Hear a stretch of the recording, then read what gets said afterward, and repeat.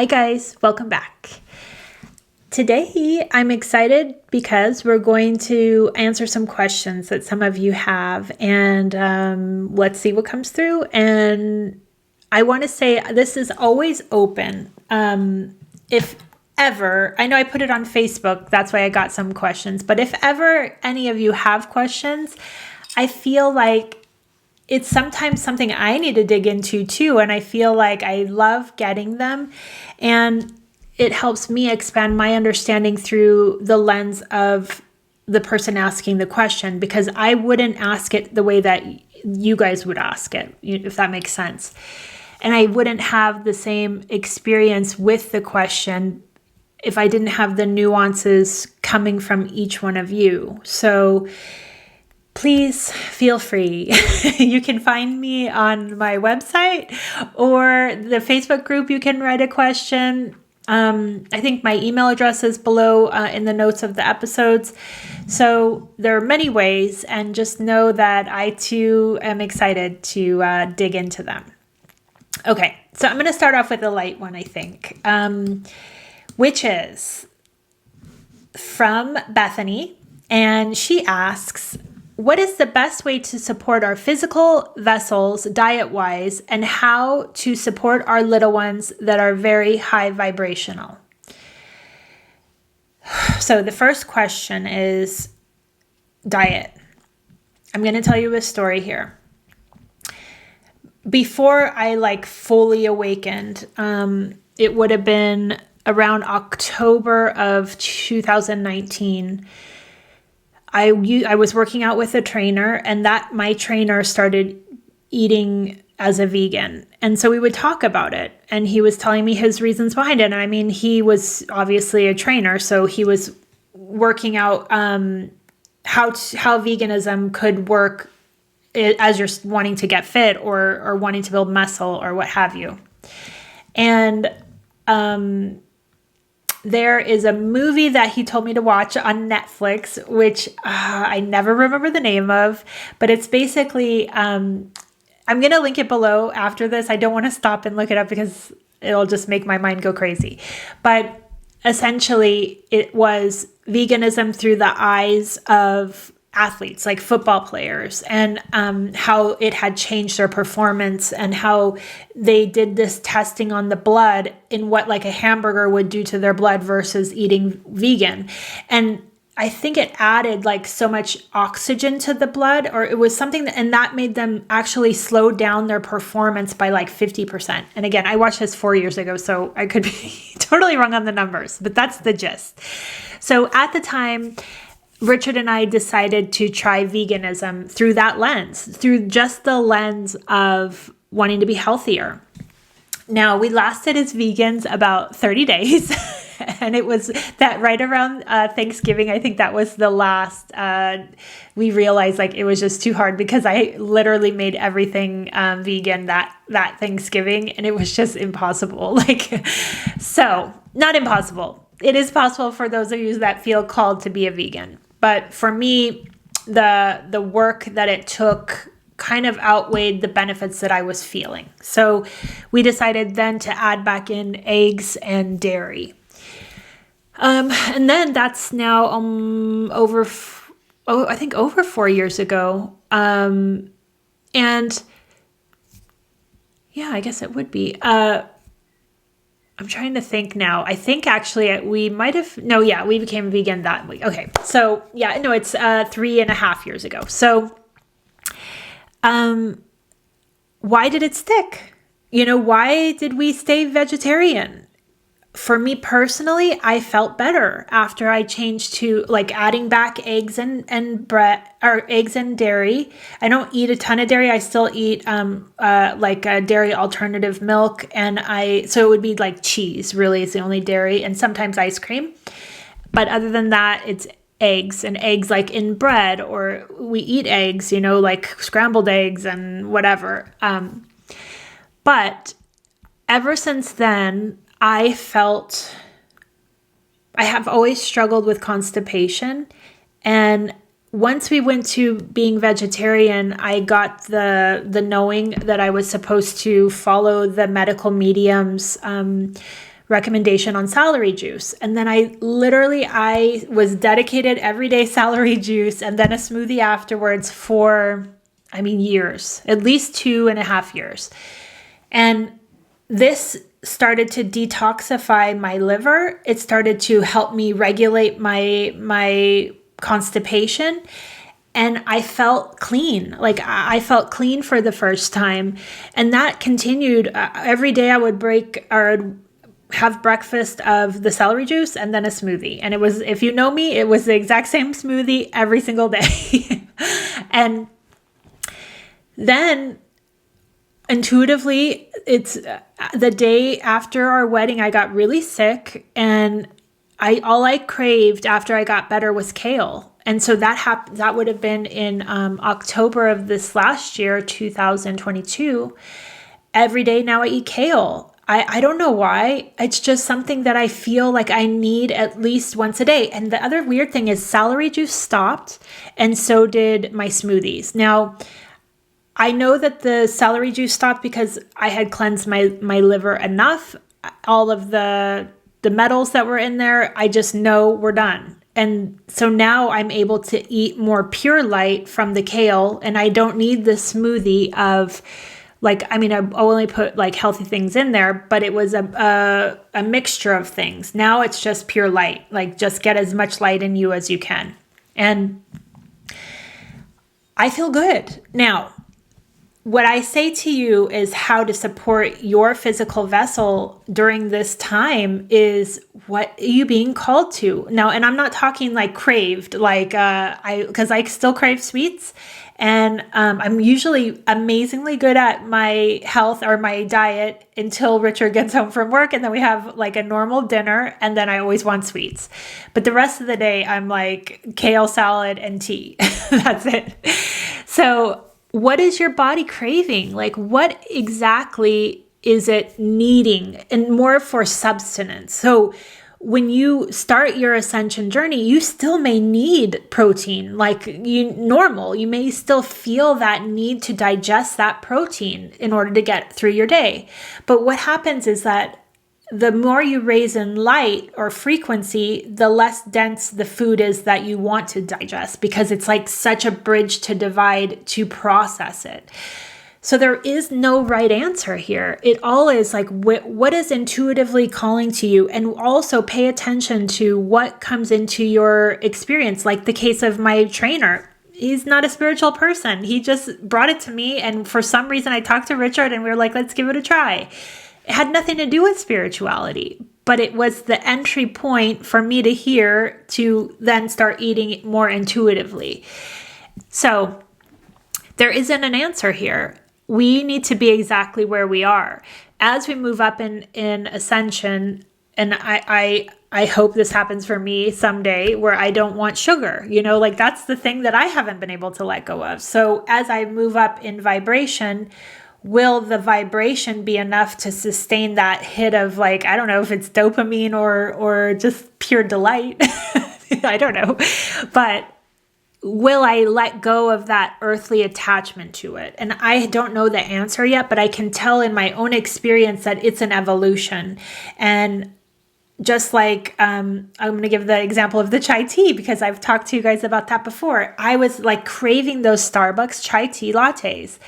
And I've gotten so over that craving that now I'm drinking, I think it's called Guru tea, and I'm going to link it below. And it's a chai, but it has it's 35 calories. It's very chill on the sugar. And it's enough for me now. So I had an evolution in the chai tea lattes. And I think that is how, actually, when I think about it now, the sugar, I've noticed there's this Unreal brand that you can buy that essentially it's the knockoffs of our favorite candy bars, or they have M&Ms. They have a crispy M&M that is made with quinoa for the crisp. They're amazing. They use dark chocolate, and for the shell, they only use veggies to dye the shells. And it's basically you're eating just a cleaner version of sweets. So even though I still am getting my sweets, my other favorite one that they sell at Costco is dark chocolate with coconut in the center, and they're amazing. So you start to naturally, excuse me, look for those things that are going to help you kind of rise out of that vibration that you're getting ready to leave. Now, the second question you ask is, how do we support the little ones that are high vibrational? And I'm going to tell you this story, I think. My cousin has a daughter who is 21. She just turned 21. And so she's not a little one anymore. But that soul, from the moment that I met her as a child, knew who she was and knew exactly who not only that she wants to be, but that nobody is going to dissuade her from her heart center. And she has, I was reminiscing with her mom the other day about how when Richard and I drove cross country to California when we moved here, we stopped. They used to live in South Dakota, and we stopped to visit them. And she wanted to join the choir. And so we were like, oh, let's hear, because she was practicing her audition. So we sat in the living room. We said, yeah, let's hear it. We want to hear it, help you, support you getting ready for this audition. She sits in front of us and cannot carry a single tune. And she is the happiest thing in the world. She's putting it out there. And we just were like, just wowed by this energy, because she doesn't give a fuck. She knows who she's here to be. So this is my point here. The kids, the little ones that are coming through, they know with such clarity who they came here to be. I think the job of parents is to allow that, allow them to be as unique as they came to be. Because imagine this person back when I was a child, it wouldn't have been possible. But now it is. Kids are able to show their freak flag, wave their freak flag, and everyone celebrates that. And I think as parents, that's the way to look at it, is that whatever they intuitively feel called to, ask them, why? Why does it make you feel that way? Or what is it that gets you excited about that? And find out, is it the part of them that is just, it feels better, it's actually working with my 8th chakra, or is it my craving? Is it, for example, if you have a child that's into junk food, are they craving more of it because that thread has gotten into their experience and now they want more and more and more? Or is it a genuine connection with whatever it is that they are wanting to experience? And honestly, they are the new earth. So I would say support as much as you can, but step out of the way. Try not to let our garbage that we took on to transmute in this life get into their experience. If I had children, that's how I would feel. Everything that I'm working on in my ancestral line is for them, so that it's easier to create a new earth. Honestly, they're going to carry the codes of where we're moving, and they are the ones that know how to build where we're moving. I would say our generation and our time is helping get us there, and theirs is the building of the new. So yeah, that's what I would say is the best way to support your little ones during this ascension. Now, the next question I have for you guys is from Carolina. And she has 2 questions. So let's start with the first. I can't quite wrap my head around collapsing timelines and what exactly you mean or what happens when they collapse. I understand parallel lives, and I believe you said once that most of us have around 12, and that these lives break off in different directions when we go through big turning points and decisions in our lives, because our higher self wants us to experience all possibilities. Do I have this right so far? Well, but are they all as real as the timeline I'm living in at this time-space reality? When they collapse, what happens to them, and how do they start to come together as one? If the timeline I'm living in now were to collapse, what would happen to me / this life? Okay, these are a lot of questions, so I'm going to try to go into them one at a time. Okay, so she first says that she can't wrap her head around collapsing timelines. What that means is that you have centered enough in your now moment to transcend to your next iteration of timeline. But this is what I know. You can't transcend a timeline until the people that are in your immediate environment are able to transcend it with you. Unless you decide this partner doesn't resonate with me anymore and I need a separation. And then you create your own new timeline, and then they just kind of disappear because they're no longer in that experience. When, as a couple, let's say you are working on yourself, you're seeing things come up in their experience and they're actually doing the work, then you transcend into a new timeline, and the one below it is able to collapse because that experience isn't needed anymore. Almost imagine it like in the video game scenario or the choose your own adventure. You pass a level. Does that level still exist? Yes, because it's part of you. It's in your DNA. But are you in that level? No. So what happens to the you that is in that past timeline is it's integrated, and it gives this dimension more energy, more fractals of you. Because the more like fractaled out we are in these timelines, the less energy you have to be present in your now current this body timeline. So, okay, that's the first part. Then, let's see. Wait, hold on. And these eyes break off. Okay, wait, I think I answered the whole question. I hope. I hope I did. Just understanding that it is you, but it's a fractal part of you coming into the present moment. So the more percentage of fractals you have with you in your now current moment, and now current timeline is now. There is no present, there is no past. So like I talked about last week, being centered in your experience is going to amplify because now you have energy and like life force behind you, like pushing into this new timeline.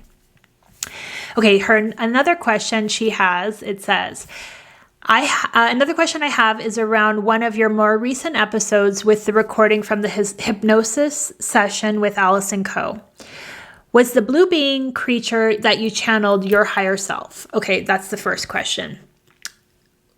As anything, when we start to move through dimensions, you don't just drop where you came from. So in that experience, in that hypnosis session, as I got into that Merkaba and started looking around, I was still coming from my kind of tunnel of getting into that vibration of the Merkaba.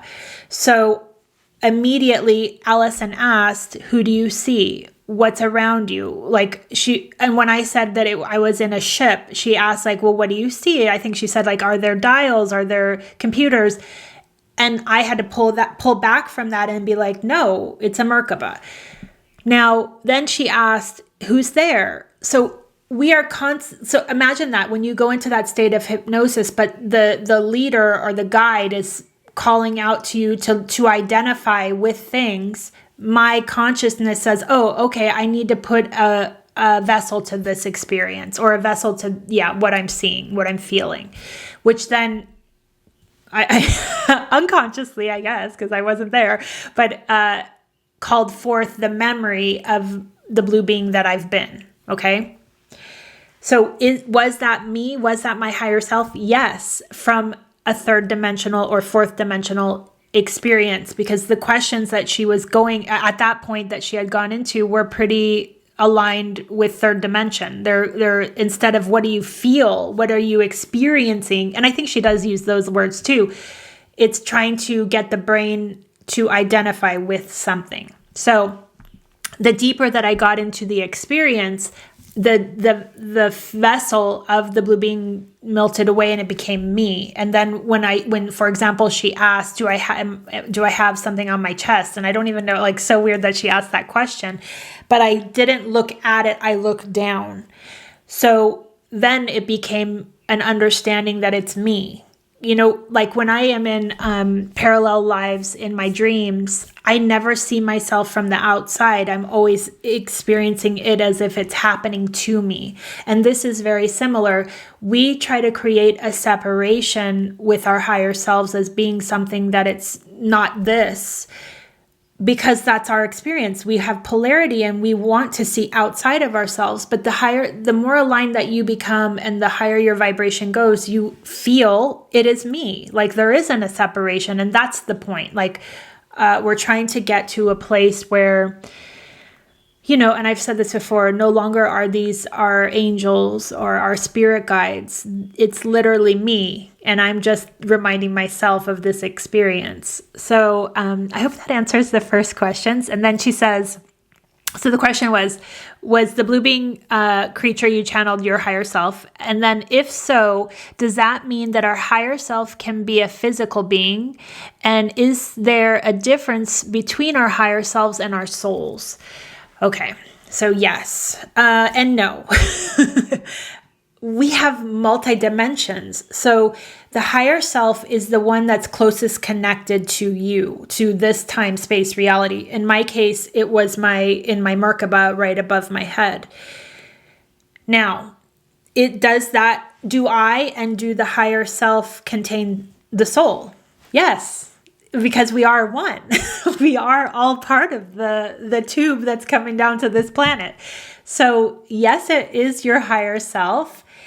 And then also it is, imagine how I said when you collapse your timelines, you're bringing in the fractals into this present moment.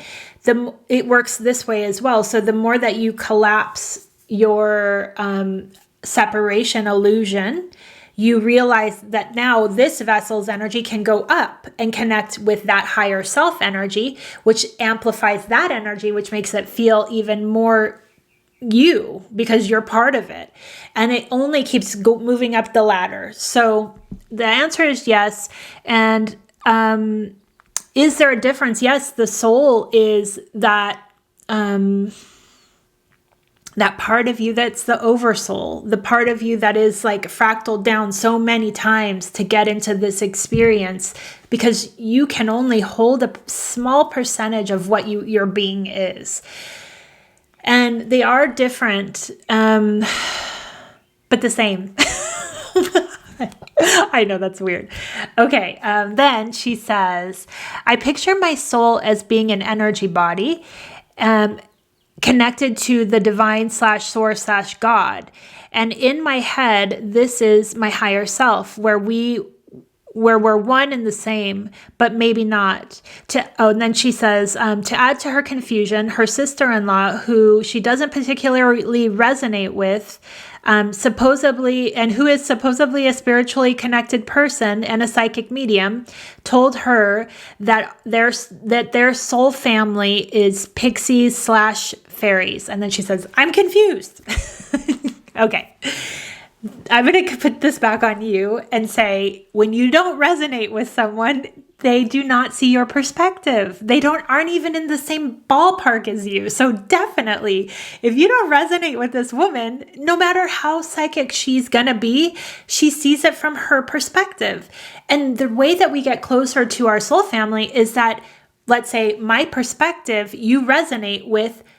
And that means that I'm just reflecting to you what you already are. And I'm here to activate that in you. If someone outside of your resonance comes in and says this, you're like, you go, sister. That's your experience. And I'm amazing for you. But I need to figure out my own, So, really, it all comes back to discernment, because we cannot allow anyone and anyone else's experience to become our own, because we are here to live our absolutely specific experience.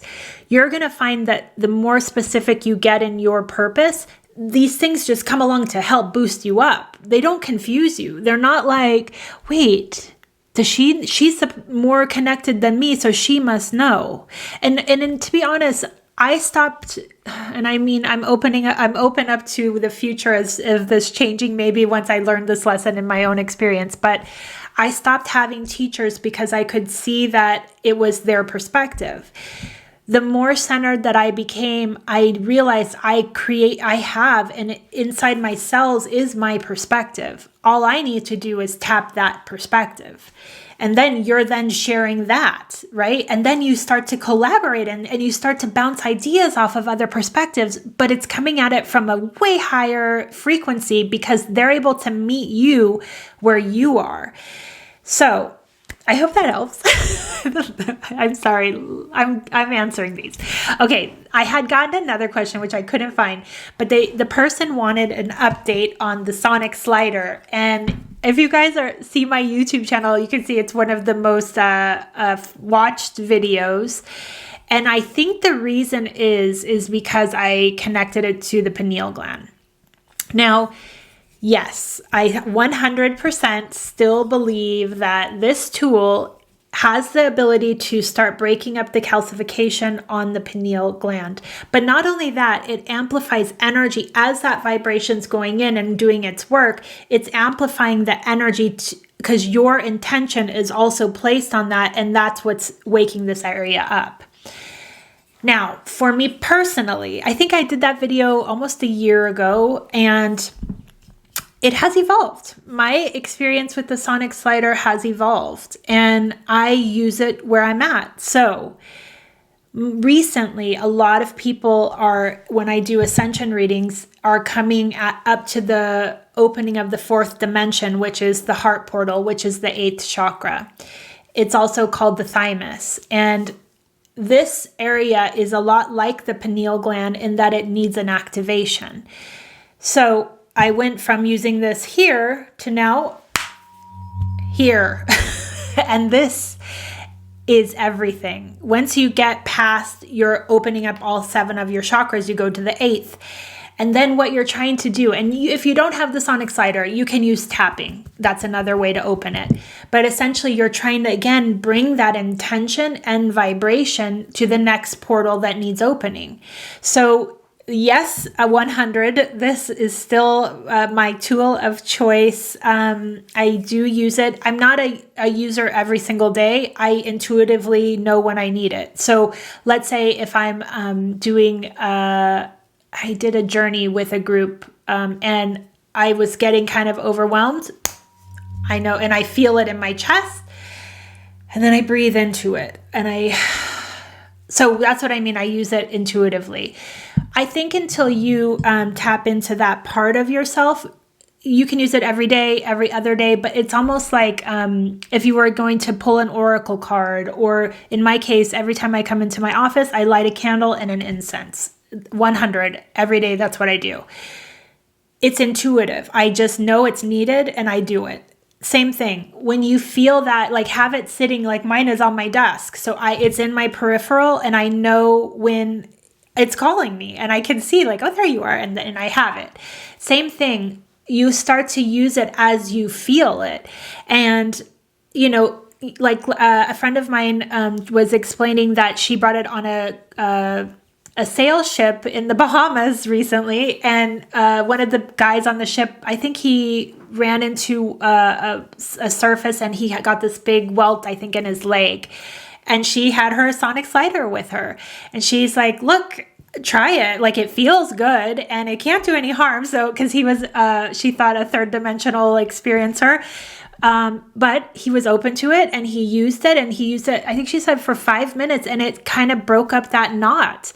So, I mean, I love this, this friend of mine, she carries it in her bag every day. I haven't gotten to that level, but I mean, if you carry a big bag, yeah, I would have it for any such occasion. So I still love it. If you don't have one, yes, get it. It is just like a multi-use tool that, to me, has been integral in my ascension. I will link below. Eileen has a YouTube channel now, and I know she does like classes and all of the things. But honestly, my experience is if you use this intuitively, you cannot use it wrong. So I hope that helps. And that's all the questions I have right now. But again, send me more because I'd love to answer more if you're interested in the perspective, but only because it resonates with you.